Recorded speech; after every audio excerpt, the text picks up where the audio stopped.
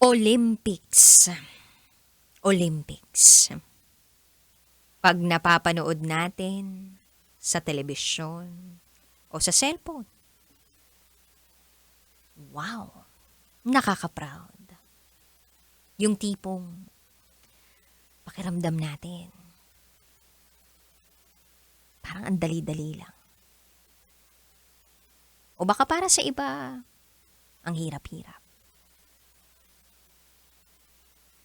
Sabi nga nila, yung makapag-uwi ng medalya at isang malaki ay isang malaking karangalan. Pero ang irepresentang bansa ay malaki ng karangalan. Paano nga ba maging atleta? Ang pagiging atleta ay hindi tungkol sa patikasan ng katawan, patagalan ng taon sa industriya, o kagalingan sa isang sports.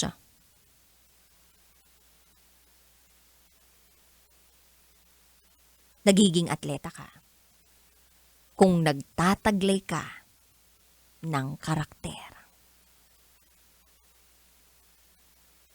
Dapat, ibang klase ang iyong pagpupursige.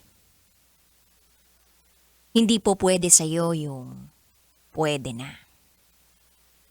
Dapat, ibang klase rin ang iyong disiplina.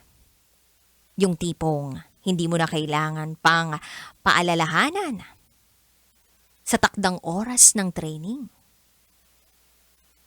o sa pagkain na dapat kainin o paggawa ng warm-up at cool-down. Dapat, ibang klase rin ang iyong determinasyon. Yung lalaban ka sa kabila ng mga hamong haharapin mo. At ibang klase ang pagiging positibo.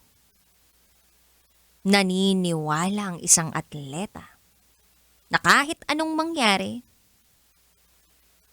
ay siya ay panalo. Matalo man, panalo pa rin. Dahil sa hirap na pinagdaanan. Ang isang atleta ay kontento na sa kanyang laban. Dahil alam niyang ginagawa niyang lahat-lahat. Hindi siya nagulang.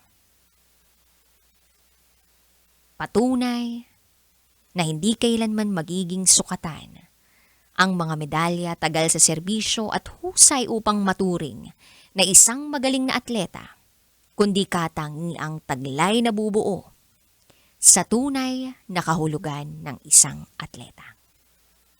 Ikaw kabisyo, atleta ka ba? Tumatakbo ka ba? Tumatakbo papunta ng refrigerator ninyo? O nagsiswimming ka dahil nagmamadyong ka? Naniniwala ako na ang bawat isa sa atin ay may taglay na karakter kahit hindi naman atleta. Ibang klase lang talagang disiplina ng mga atleta. At ngayong gabi, kahit ano ka pa, atleta man, hindi man atleta, magsama-sama tayo. 9:00 ng gabi hanggang hating gabi, kapiling ang inyong Basa Princess, ang tagapagsiwalat ng inyong pinakatatagong sikreto, DJ Rocky Terra. Kaya naman eto na, ibibigay ko na ang patikim ng DJ Rocky's Secret Files.